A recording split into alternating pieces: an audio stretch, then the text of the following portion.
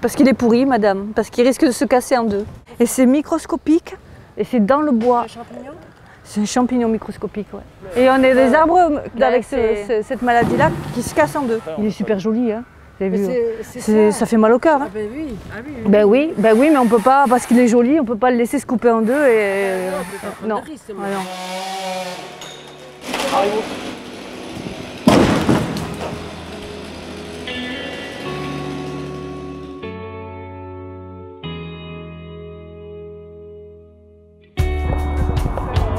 Alors je suis en train de tester l'arbre au niveau du son et selon comment le son revient à la frappe, on va avoir des suspicions de cavité interne, de défaut interne.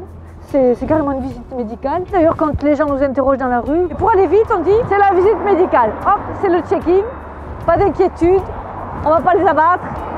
On regarde s'ils vont bien. T'as vu, ça commence à se fissurer. Hein. C'est une vilaine blessure sur le tronc. Les blessures, c'est une grande classique. Ce qui intéresse le diagnosticien, c'est quelle est la réponse de l'arbre. Pour voir ça, qu'on va regarder la qualité de la réponse de l'arbre, c'est-à-dire la qualité de sa physiologie, de sa vigueur. Et à partir de là, on va conclure à l'avenir de l'arbre s'il est en passe de se maintenir en place sans être dangereux ou bien s'il est en échec. Alors s'il est en échec, on est en ville, hein, il faut assurer la sécurité. On va supprimer l'arbre bien sûr et on va le remplacer. Quand il y a un abattage, c'est souvent un drame parce que effectivement, c'est choquant de voir une grande plante se faire démonter à la tronçonneuse. C'est traumatisant pour le passant.